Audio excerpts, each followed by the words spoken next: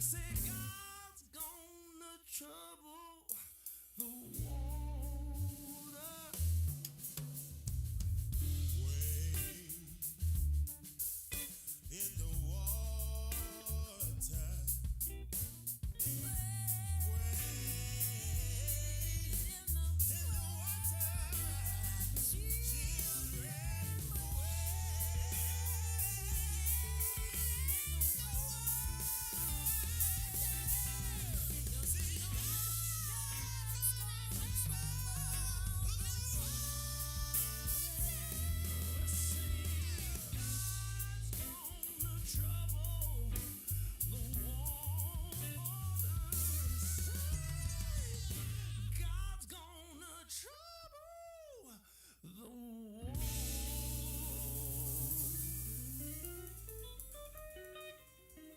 The water.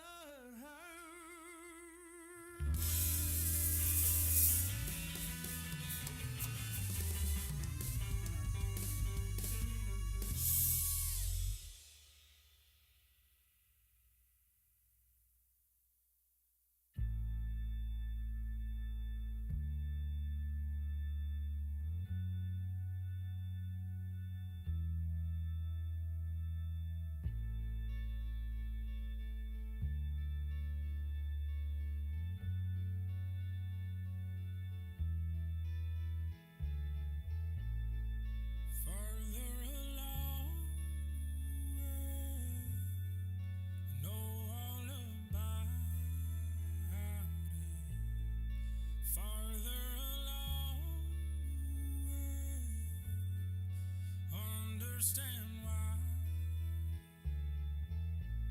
So cheer up, my brothers. Live in the sunshine. We'll understand this all by and by.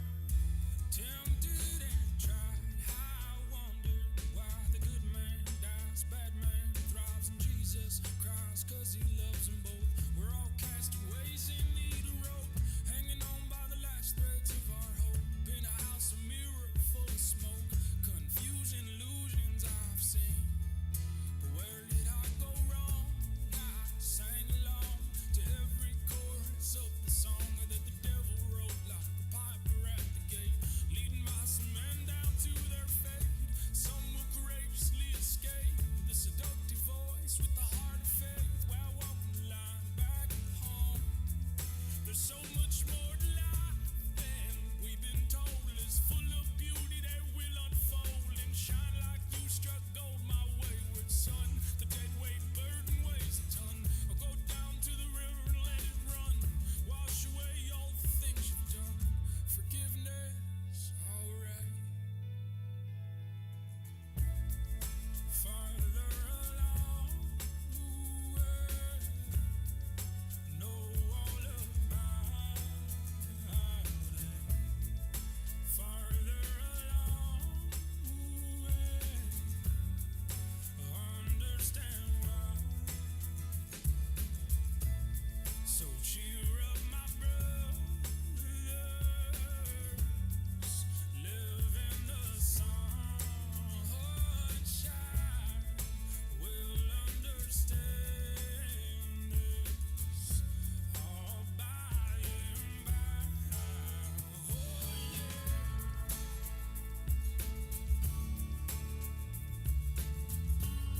La la la la la.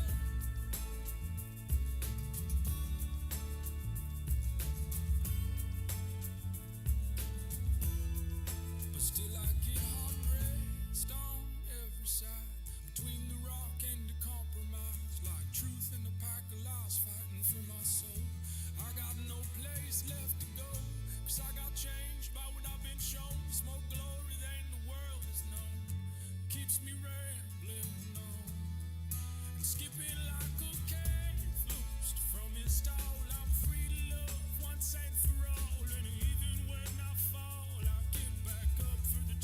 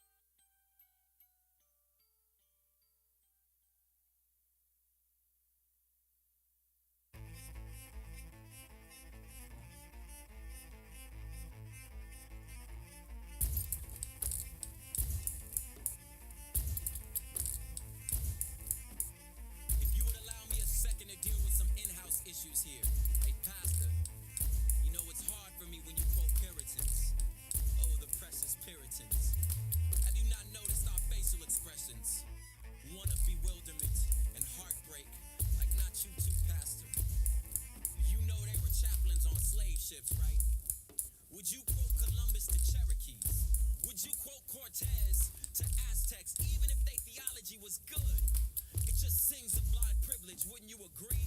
Your precious Puritans.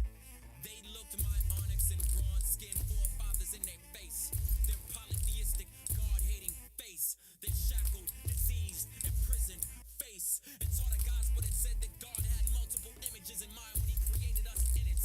Therefore, destined salvation contains a contentment in the stage for which they were given, which is to be owned by your forefathers' superior image-bearing face, says your precious Puritans.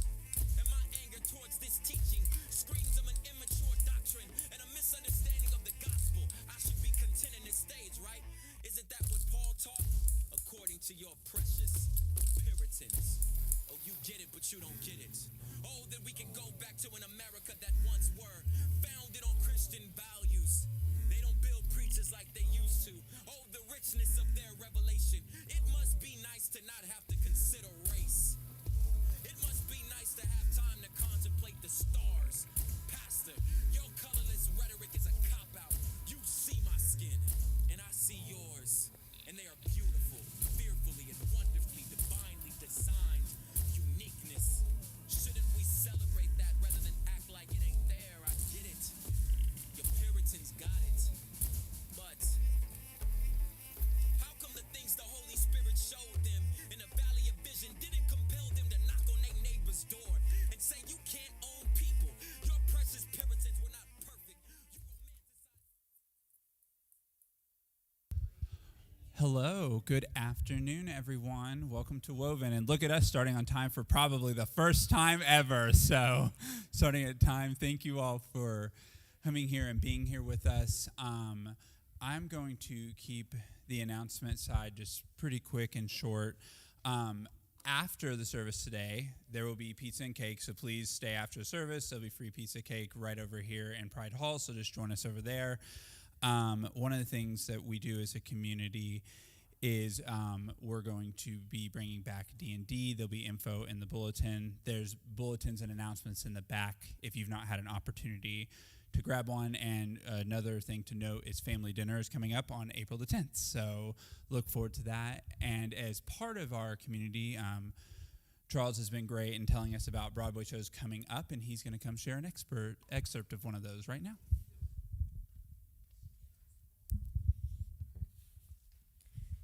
So a bunch of you went to Pandora and saw Rent, which was amazing. Their current play, which you still have a few opportunities to see this coming week, is called The Inheritance. After I saw part one, I ordered the script. I'm going to read a little excerpt. This is basically a monologue, and doesn't give away any real plot points. But this is a mother speaking to a couple of people, talking about her son, and they're talking about the AIDS epidemic that happened, and a character asked her about why so many gay men died, and she says, I suppose it's because these men's illness required that Americans think about the means by which they contracted it. It required that we look at gay men and accept their nature, accept their affection and their desire for one another as equal to our own. Most people couldn't do that. And so in our discomfort, we let them die. For years, men came to this house in search of compassion, and Walter took them in. He allowed them to leave this world with the kind of dignity they had long been denied while living in it. I know this because one of the men who came here to die was my son. Talks a little bit about her son. He and I were both children when he was born, only 17 years apart in age. I was far too young to be given any responsibilities, let alone motherhood. News of my condition was not met with joy. Had we been Catholics, we might have blamed it on Immaculate Conception. But we were Southern Baptists, and so we blamed it on bourbon. I named him Michael after my father, hoping it might soften his anger over the pregnancy. You've never seen a girl as frightened as I was the day Michael came into the world. I stared at him as he slept. I slipped my finger into his tiny hands, which he grabbed onto with such strength. That grip, that unwillingness to let go astonished me. this helpless creature encountering another human, gripping onto them and holding them tightly as if fearing that to let go would risk never being held again. It was the first time in my life I understood that I was needed. It was the first time in my life I truly felt love. And then the character asks, what was Michael like? He was gentle, kind, honest, a touch willful, but also a touch fragile. Michael was effeminate as a child. We called it sensitive, of course. Others had less compassionate words. I would pray two things about Michael every night. God, please protect him. God, please don't let him be queer. And the character asks, were your prayers answered? Margaret says, I took matters into my own hands. I bought Michael a set of weights. Michael grew muscles. By the time he was 18 and announced that he was moving to New York, he stood 6'3" and weighed 220 pounds of pure, solid muscle. I sent Michael out in the world certain that, however effeminate he might be, at least his imposing physique would keep the queers away. Well, what the hell did I know? The night before he left, Michael and I stayed up late talking. I kept putting off sleep because I knew that the morning would bring with it his departure. Let me skip ahead a little bit.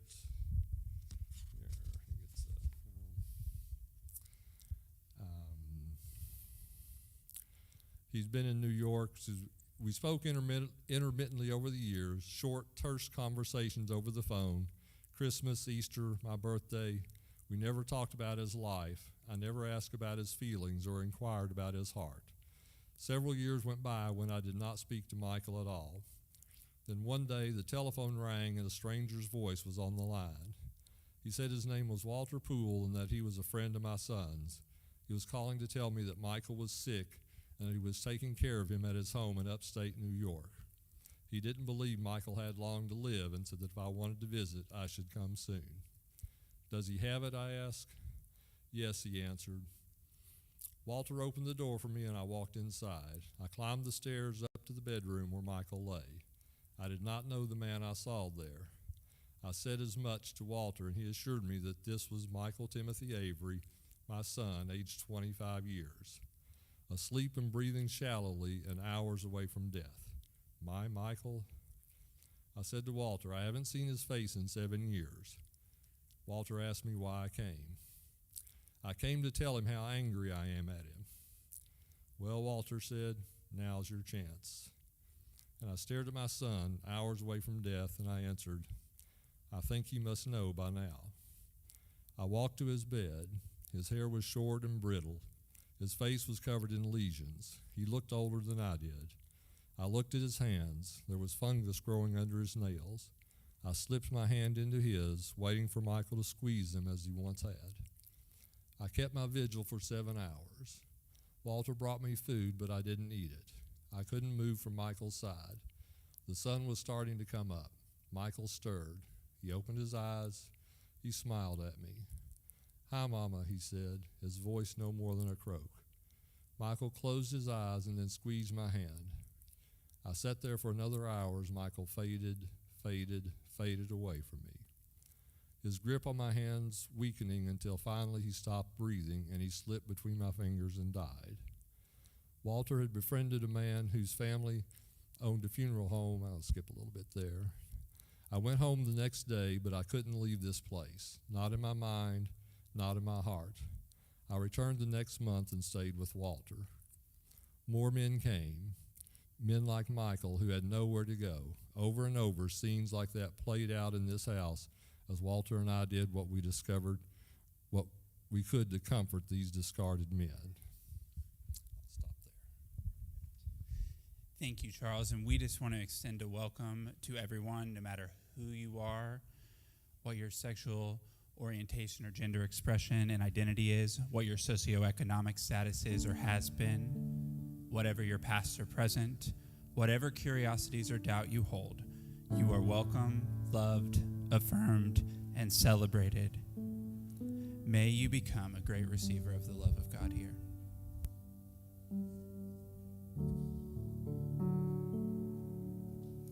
Hi, everyone. I'm Danny. I'm going to be leading us in worship, putting my degree to use. This first hymn you might recognize as Holy, Holy, Holy. However, I made a few little changes to the lyrics. So you're welcome to just sit and let this music and the words wash over you, or if you so desire, you're more than welcome to sing along. The lyrics are in the bulletin. I hope you enjoy.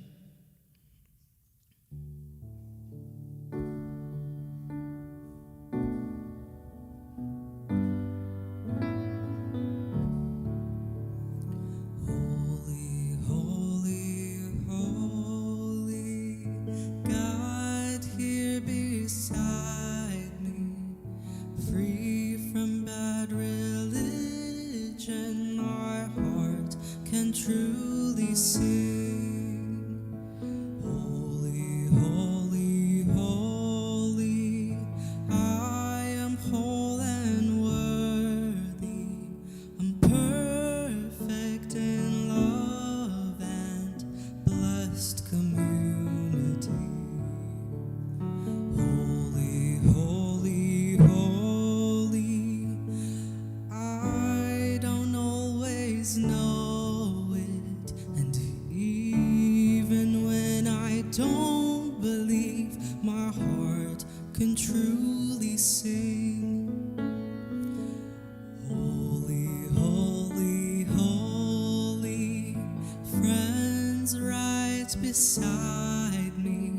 I'm perfect in love and blessed community. Holy, holy, holy, love is all around us, and we are truly worthy to live a life of peace. Holy, holy, holy, God is all around us, perfect in love and blessed community.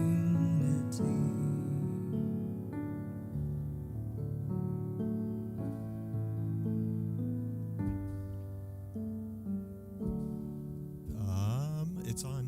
Hello. Hey, good. Hey, if you have your bulletin here, will you do this with me?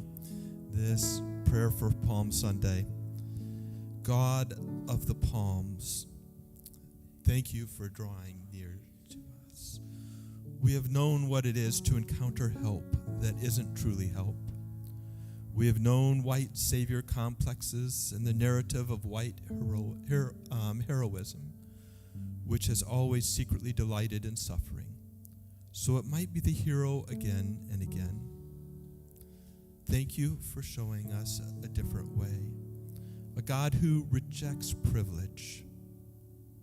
A God who is unbothered by sitting on a donkey if it means you are drawing near to us. As we wait, take away the fear that has settled on our souls. Help us to trust in the arrival of goodness, even in the wake of suffering. Let this Palm Sunday speak the language of welcome, that we would never turn hope away when it appears to us. Amen.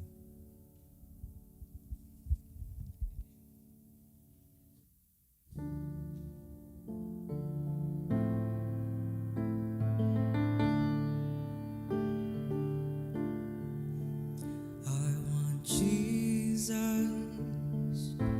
to walk with me. I want Jesus to walk with me all along my pilgrim journey, Lord. I want Jesus to walk with me in my trials. Lord, walk with me in my trials.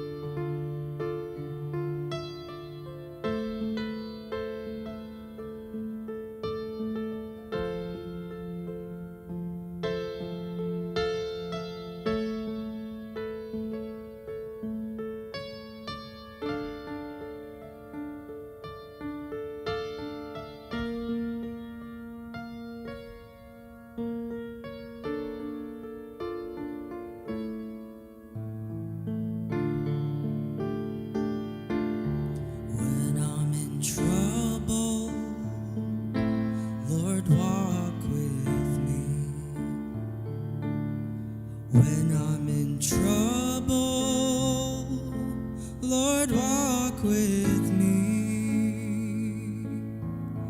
when my head is bowed in sorrow.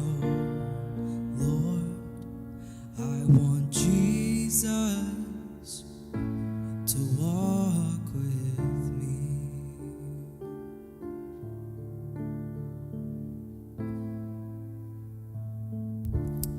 Will you do this exercise with me of breathing in and exhaling? So in the inhale, do not be afraid. And inhale. Liberation is coming. And exhale.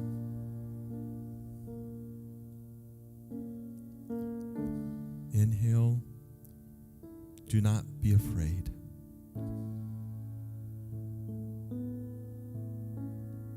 Exhale.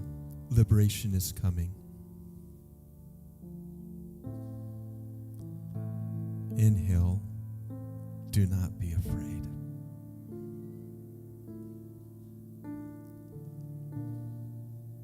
Exhale. Liberation is coming.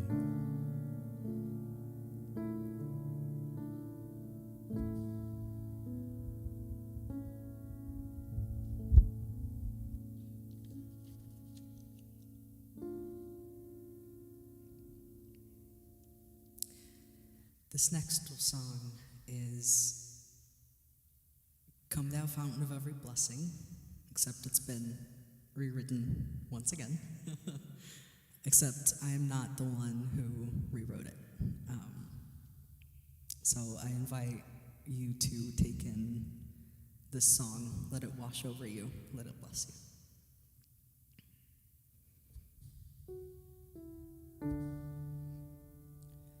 I was lost in utter darkness. I was trapped in toxic shame. I was bound by my religion till I chose to break away. Now I'm finding my true colors. For the first time I feel free. Now I'm learning self-compassion. As I heal, I'm finding peace. I kept others at a distance, those who lived life differently. I saw the world in right or wrong, but they're all humans just like me. I stepped out and love expanded. Us and them melted away. Beauty found in every difference. As I listened, I'm amazed. I saw danger in my question. I took captive all my thoughts. Certainty was my salvation till I questioned what was taught. Now my eyes are wide and under, mind set free from to discern. I might not have all the questions, but I have all this life to learn. I was lost in utter darkness. I was trapped in toxic shame. I was bound by my religion till I chose to break away.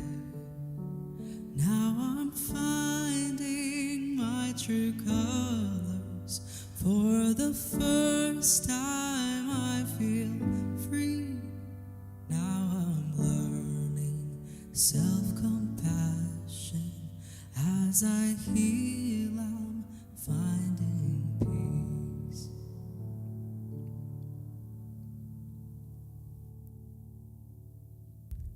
Thank you, Danny.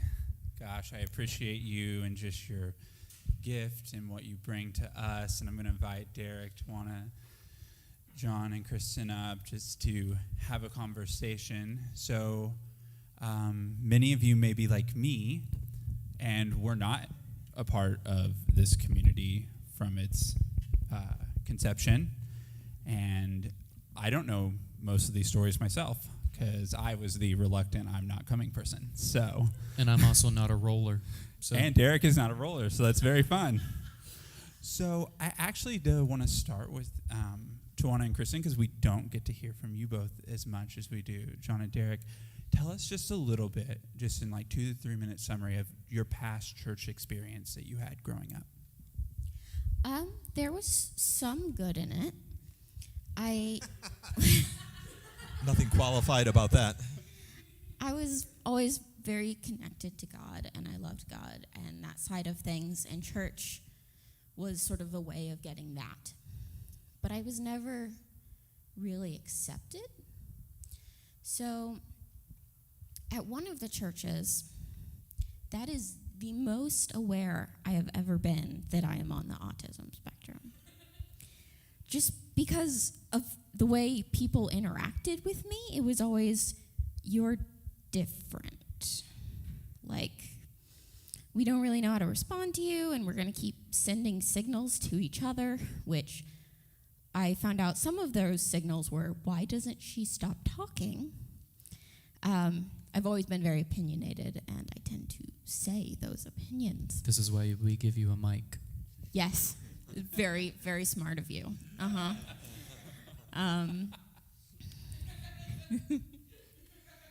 And that church, and even more so, another church that I went to, is the most that I've ever been blamed for having disabilities.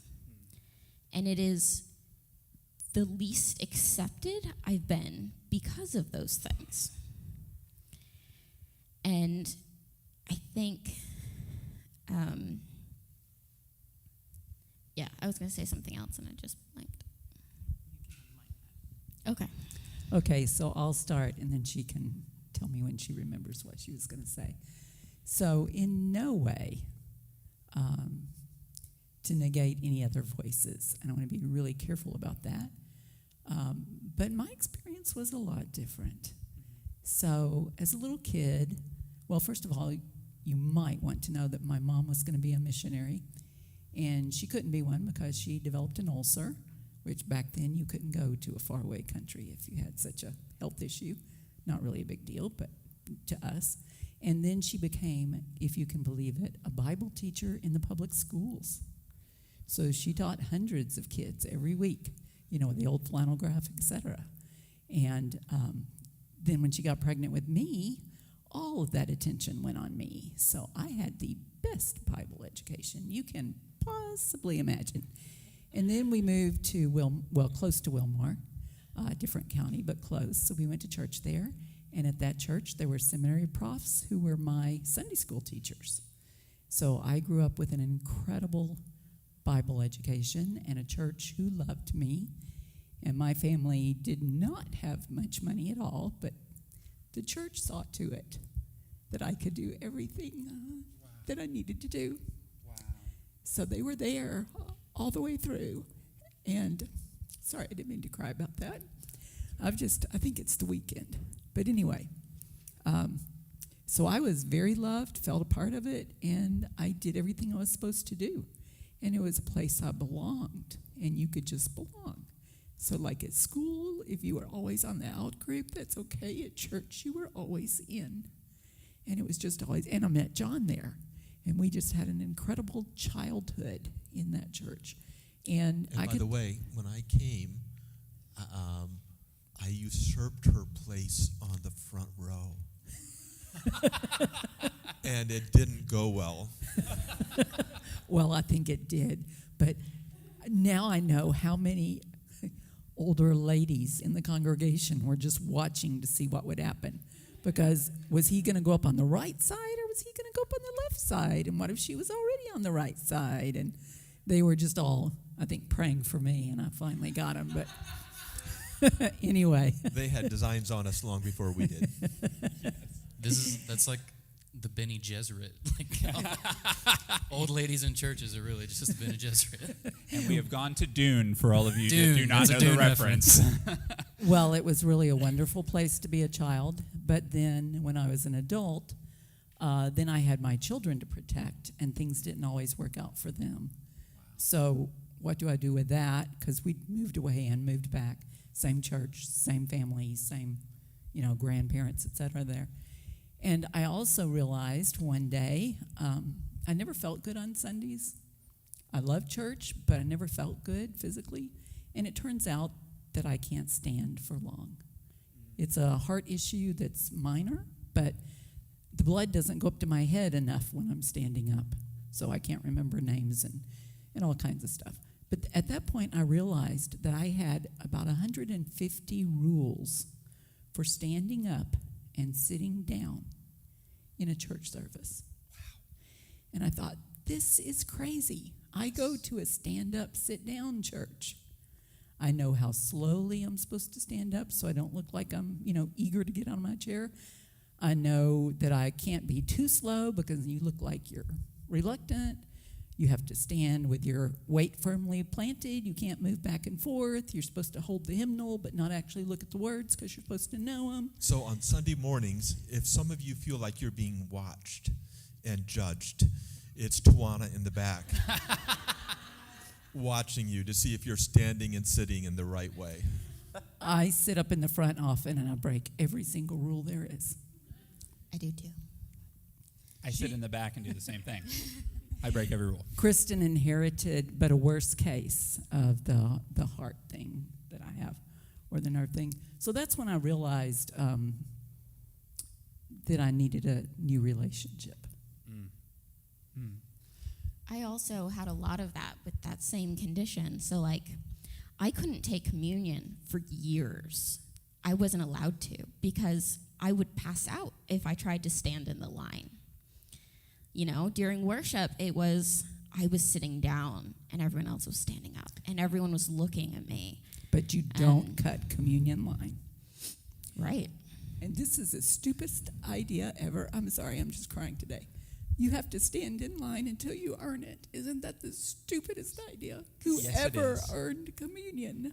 That is. Because standing is painful for us. It physically hurts.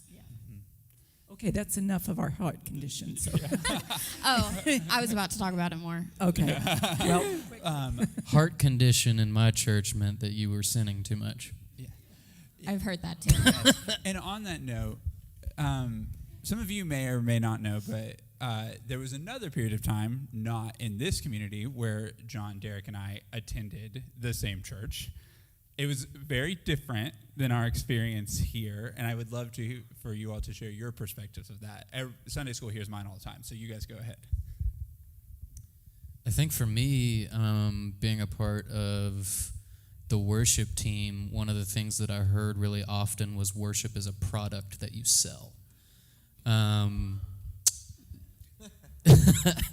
That you are giving a consumer a product, and they are either going to buy into it or they're not. Which meant it's hard because I still love some people that are there. If you don't wear black and white Nike shoes, skinny jeans, and oversized T-shirts, you probably don't belong. Yeah, Crocs are out, just so everyone knows. I remember, because I lead worship barefoot, and I remember there being a little bit of, there wasn't anything against that, but there was some stuff against me wearing a headband. Yeah, I remember that. So it was optics, and it was selling a product for most of it. While I did have some very good worship moments there, because the people that they have on that stage are fantastic at what they do, and it's easy to, get into it when people are really good. It did not foster the worshipful attitude of, hey, but what if I suck? I'm either really prideful for thinking that, oh, I just played a song really sucky, or it was a black and white type of thing of you're either good or you're not. It's a very specific, rigid mold. Yeah, it's a binary idea. And one of the things when we were in that church, one of the impetuses for starting Woven, it wasn't just a reaction, but it was, how do we do church differently? Like when you're really involved in something, a lot of times you can see the flaws. And I think that we all saw certain flaws there. And so I remember when Derek and Caleb Norris, just for wherever you are, Caleb, just a shout out to you. Thanks for being a part of this from the beginning. When Caleb and Derek and I were first talking about what would a church look like, part of it was this reaction idea of that church was very hierarchical, so this church is going to be very horizontal. That church was all about the exclusive nature of church. We're in, everybody else is out. So be a part of our church because we're the right ones. And so what we did was we went to this other place of, let's make a church that's belief-centered. I mean, not belief-centered, but is relation-centered. And that's where the always welcome, never obligated thing came from. Yeah. Was when you are volunteering at a church that has to be run by volunteers or else nothing gets done. Like a pastor's job doesn't get done unless he has a volunteer secretary. We all know this. So that was a joke, but not really a joke. Basically, if you were a volunteer, you were selling your life away for the service of the church, whether you were getting paid or not. And so what we wanted to do was this always welcome, even in a pastorship. Like if you on a Saturday night just feel like you're not with it, you had a really bad day that day and you're just like, hey, I can't do Sunday morning. Even as a pastor, being able to text that to those two and the other people that we have involved and being met with, yeah, okay, we'll cover it, was a really helpful thing, especially in those early days because we were not paid. We were paying out of it out of our own pocket. We were meeting on Zoom, God forbid, the whole first year, I think. First year and a half. So for those of you who don't know, 4 years ago right now, today, was March of 2020. That will register in many of your minds as a particularly important month in the history of the world. And that's when we decided to start the church. Like, we're going to go for it. Palm Sunday, 2020. Like, oh, that was so smart. And so the first year and a half, we were just online because we couldn't be in person. And so that was also a different way. Now, Tawana had a different sort of idea about when we started. We were doing these conversations. Meanwhile, Tawana was doing her own conversation in her head about a church. Yeah, I was going to go to Tawana and Kristen. I want to hear their perspective of this. Well, John's not going to do anything without my permission on it, of course. So not it's that not happens going in the rest of our anywhere. life. I was just telling if them. I say no. I was just telling Logan and them earlier that we needed to have Miranda up here. Yeah, that'd have been get the real story. That would have been the real story about all of this. So as I began thinking about it and the cost, and the thing that really drew me in, and I had a very different idea of where it was going than it went. There were two people who just were not accepted at churches, ever, anywhere. And they were both deeply spiritual, and they both wanted a relationship with God, and they just were not accepted. And I wanted those two people to have a place to meet, and they were at that point both out of state. So the fact that it happened in March 2020 really worked out well because we started online. So in my mind, we have a place where anybody we find that is in this boat can join us. And also the no pressure. I guess I'd gotten worn out of all the raising money for church buildings and all that kind of thing, and the huge amount of work, and never get your family together at Christmas. So many times John wasn't available to us as a family until maybe Christmas Eve after the church services, like for years and years and years. You know, church musicians are just too busy to help their family get ready for Christmas. So Christmas was just so different. We did the church first, and then, okay, now no stores are open. Now what are we going to do? We haven't put up a tree. We haven't bought presents. We haven't, here we are again. So, I mean, we did have good times this Christmas. We have great memories and our own little traditions at Christmas. It didn't ruin it. But to step back into starting a church, that was totally, this is not going to happen. I don't want to be in a place where we're asking a bunch of people who are barely making ends meet, try to put in money and raise money and try to start something. So I was very, very much into that. Let's not put pressure. People need a place to meet God without all this incredible pressure, and especially the people that we were thinking about. We were all, well, I had a job, but almost everybody else, they just didn't have those kinds of resources. So I really thought we were going to start a Bible study on Zoom that would probably stay on Zoom because people were all over the U.S. And it started that way because everybody knows that a group of people like that cannot find a building to worship in that they can afford. Yep. It doesn't happen.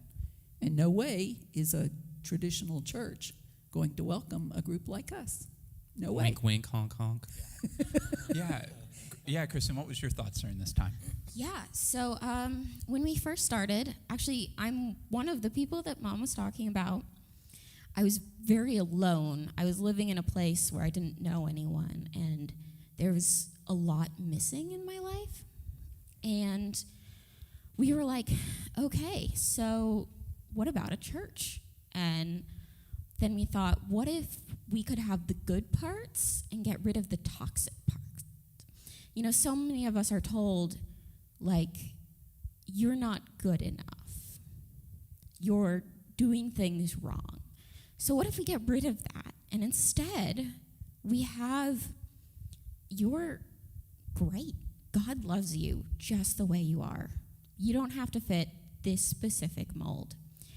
And have community and love and acceptance and fill what so many of us have been missing, because in getting away from some of the toxicity, we've also gotten away from some parts that are really beautiful and really valuable. And it was just about, let's take the good parts, leave the bad. We have no idea what we're going to end up with, but we're going to go for it. Yeah, and so, John, why don't you walk a little bit of how you, whenever the Zoom time was coming to a close, because I liked being a part of it in the Zoom chapter. I really bailed on you when you wanted to leave the Zoom chapter, actually. So why don't you tell a little bit of your thought process and the journey to before we got here? Right, so we started in March of 2020, and now it's March of 2021, and many of us have been vaccinated by that time. And that summer, We were actually meeting in my house. Most of us were in my living room. Right, I had forgotten totally about that. We would get donuts. It was like 6 or 7 of us. Yes.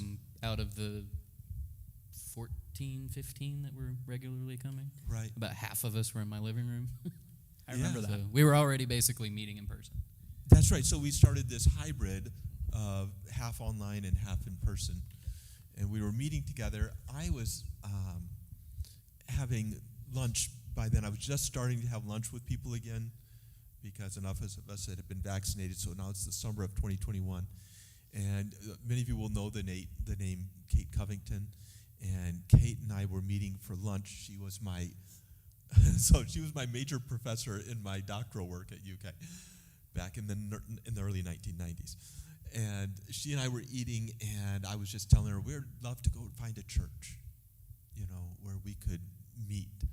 And she mentioned Stephen, and he's a really cool pastor. You'll like him. And I met up with Stephen, and Stephen talked to the session and invited me to come.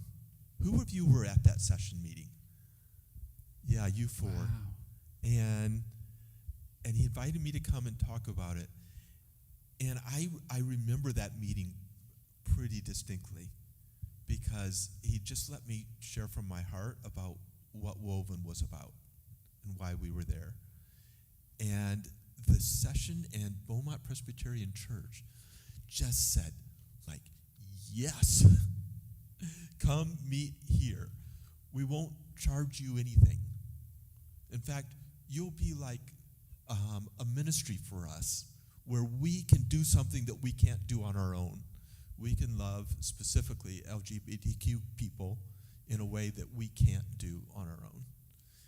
And so we started meeting in the Pride Hall, renamed, and that was started in August on 2021. And so when a church did that really selfless good thing, it was a shift of what a traditional church could be. When we started the church, we knew that we wanted it to be contemporary because that's what we had studied and done in college. I was the professor, for a lot of the people that were here then. And then you dragged us into the cult. And so, shoot. So, just to be clear, this is not like a cult. There's nothing like a cult about this. We even put you on a heresy meter. That's right. They even have the heresy meter. Remember that one time you said in one of our classes that it would be better if we all just lived on a commune together? So that might be true.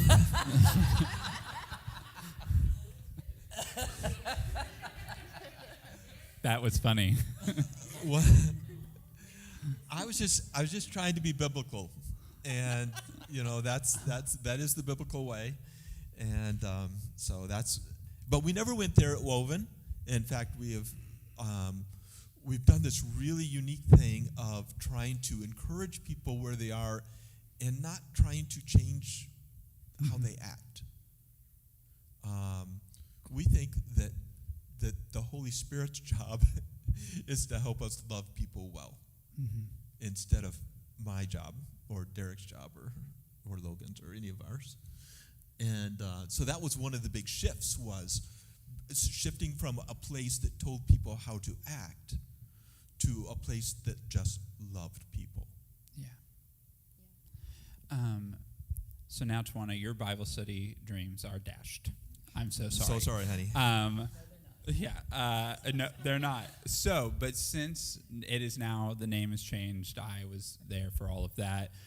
During this time, John had this, he came up with you want to recite it, the Woven's mission statement? The non-missional mission. Yeah, The non-missional mission statement. And by the way, I did not make this up. Oh, you this didn't? was on a van trip to Georgia, where Derek and you were there, and Zoe and Neve and me and Caleb, Leslie, and we came up with the non-missional mission statement of believing that all people are beloved, affirmed, and woven together at the table with Christ.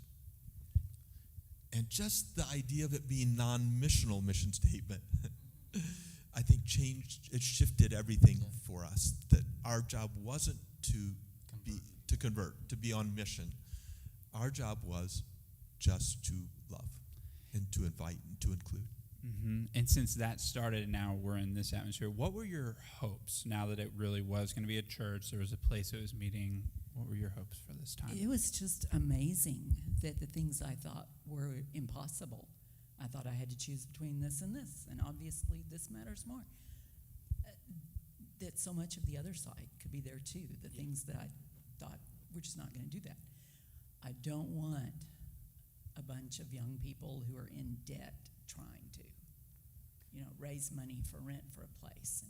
And I didn't really want to spend all that time moving all that equipment into some bowling alley every week. And I've done my time on that.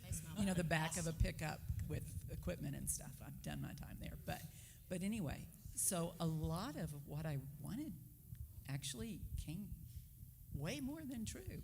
Wow. So as far as the Bible study part goes, I'm still the crazy study person. I love You know, that about you. Just so you know, Twana, every time I speak, I try to impress you. I literally think as I'm writing my sermons, oh God, what if Twana doesn't agree with this? Well, so John and I talk a lot about passages, and he's excited about what I'm finding out, and I have him, and then if it turns out to be useful for somebody else, it might show up in a sermon. Oops, I'm sorry. Yeah. And if it's not useful for somebody else that week, no problem.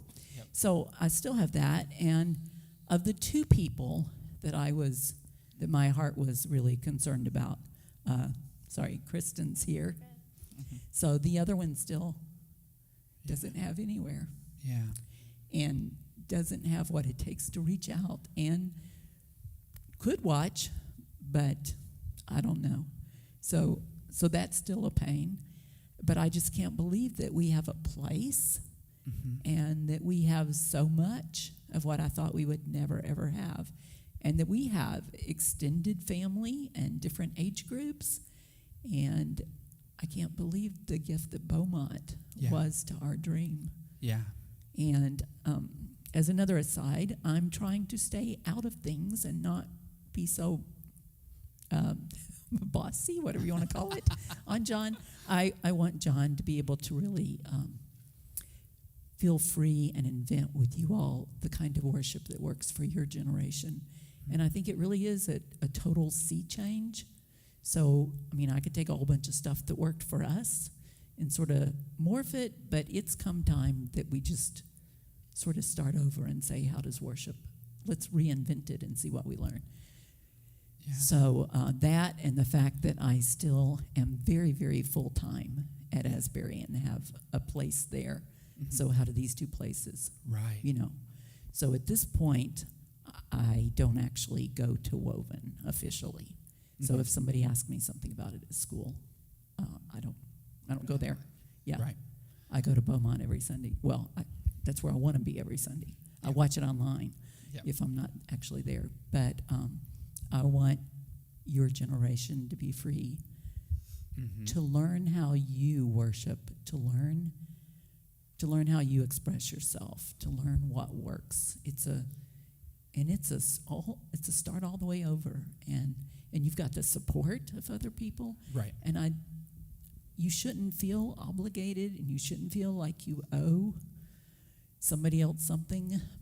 But I also feel like when you don't recognize what you've been given, sometimes you don't realize how much you're loved and how much, I don't know, you just don't enjoy it when you don't realize what you have. And I think Beaumont has done an incredible thing for you all. Years and years and years of faithfulness and putting money aside, and the building and the structure and the whole setup. And they have ministries that you can just be a part of. Yep. We were talking about the Easter egg hunt, so we're not going to put on an Easter egg hunt.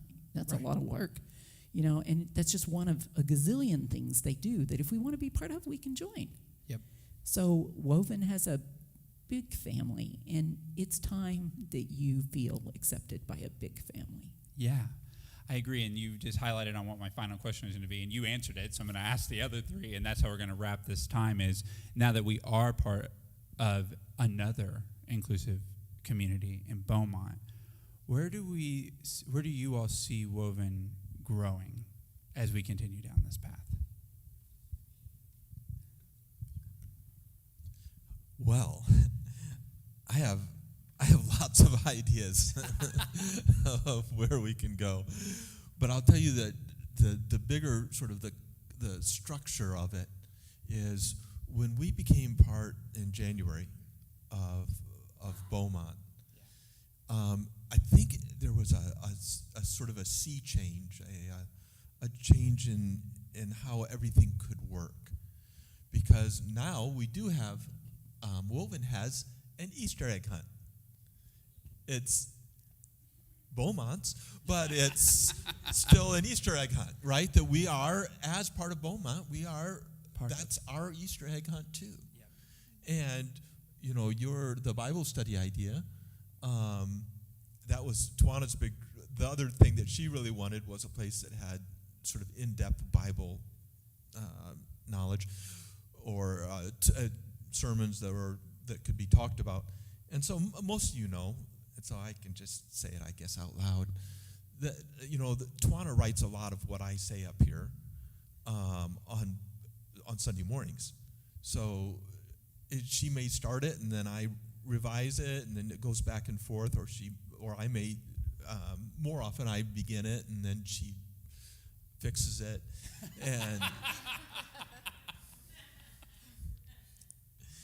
and so It's totally his when he says it, and I take no responsibility for what he finally says. And it really is. yes, especially when there's a digression, when I digress. It is totally out of his heart when he says it. So we're very much back and forth and back and forth. Or when you say, Tawana doesn't want me to say this. But I do have I can totally veto something, and he won't say it. But if I just say, don't say that, but don't say that, I'm vetoing this. it could go either way. So I just giving us this, Beaumont's giving us this structure and this, I don't know, this skeleton that we can be a part of. It's just crazy beautiful to me. So thank you. Anybody that's here from Beaumont, thank you for that. And it also, just the financial piece, until I started at Beaumont, I'd never been paid anything for pastoring. And so you make my life possible. Yeah. And then that feeds into what I can do for Woven, because now I have a job doing this. And so that's changed everything. As far as where we're headed, boy, I think that I have this feeling deep inside of me, maybe even a conviction, that there are lots of people in Lexington, both college age and millennials and Gen X specifically, that are people that have changed in their belief system such that they find it hard to be in, I would call, traditional or evangelical church anymore, where they've said, wait, why would I be against gay people? And did you have an answer to that? and so a lot of people have changed, and they've said, like, I'm not that way anymore. Why do I go to a church that is like that anymore? And they need fellowship. They need a place to belong. But especially younger people who have, by and large, dismissed church and Christ because of how they've understood the church to be. So if the church isn't that way, if we can make this known, that there's a place like this, I know that there are a lot of people that this would be a great help to, would be a great community to. And so where do I see this going is this one thing.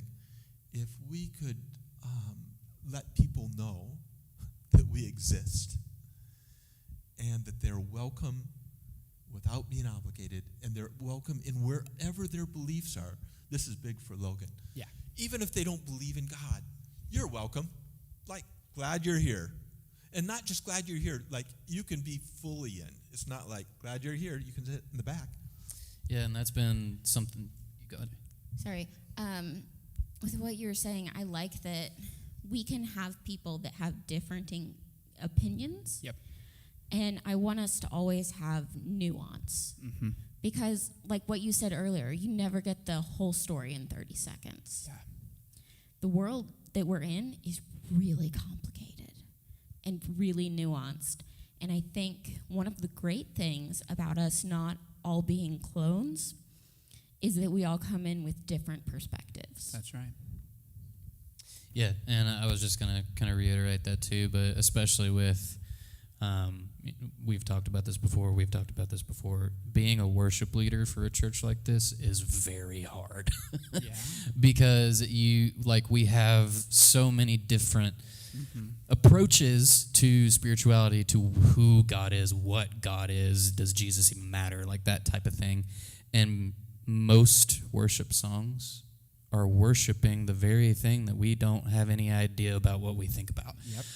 So I think one of the things that really helped me a lot was Beaumont helping us write our music, and that we get to have that, which is coming out soon, and all of these things where we can actually say the things that we're really thinking, and use that as worship, because worship is not just this.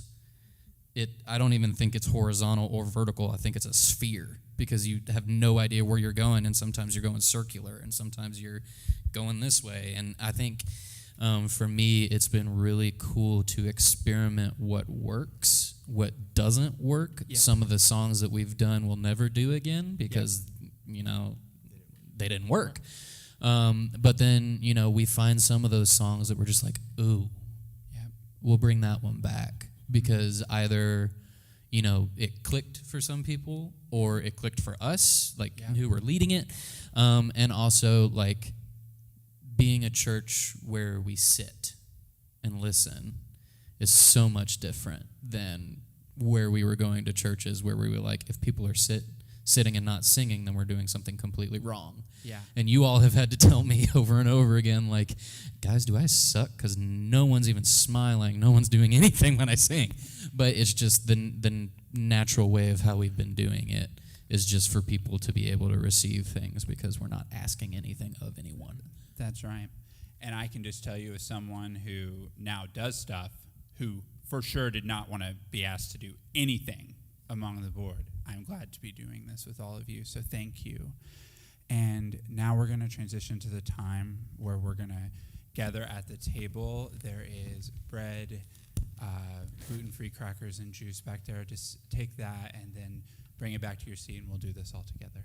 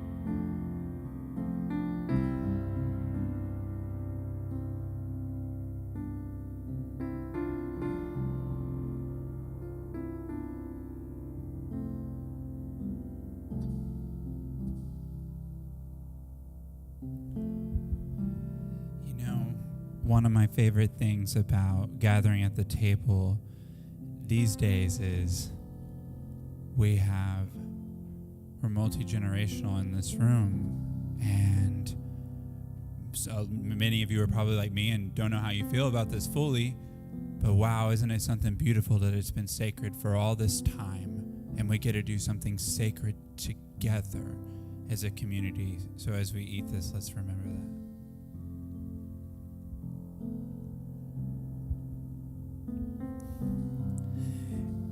Growing up, I was baptized into the Catholic Church, so this was the real stuff here, right? And I don't think that anymore. But there is something really beautiful about love. And love that suffers even when it doesn't have to, but it suffers anyways. So let's drink that.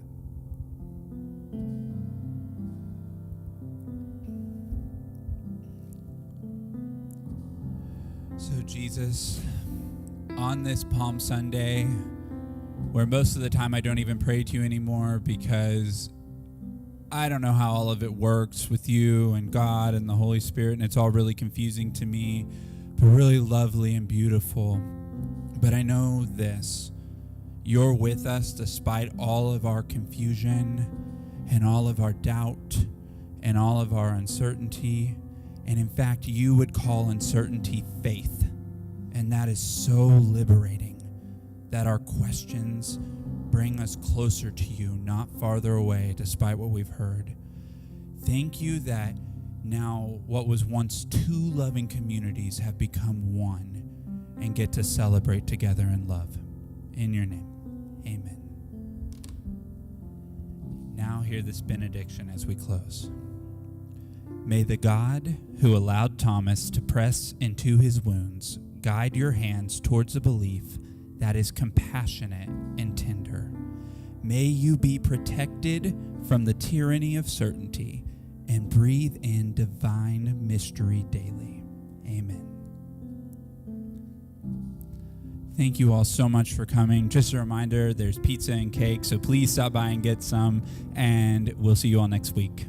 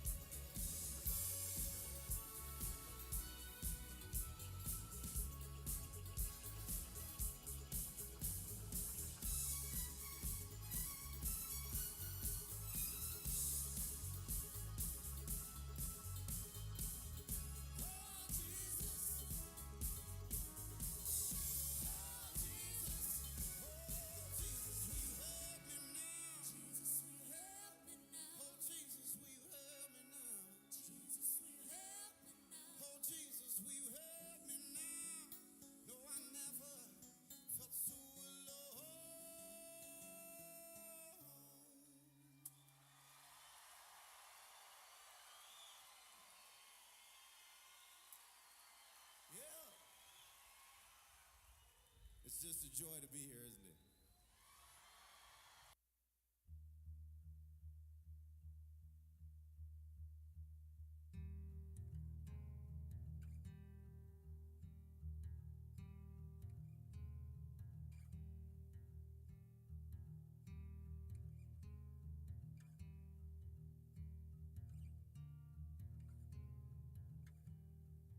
There is a shadow in the hallway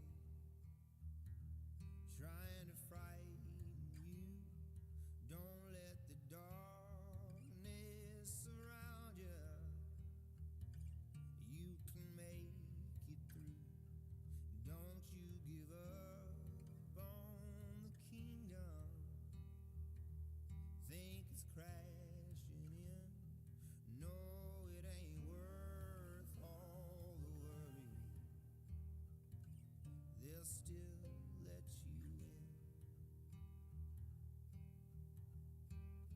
Someday soon these worries roll on. Someday soon, love. Sometimes the weight of decisions try to bury you. Don't let the shame tell you something that you know ain't true.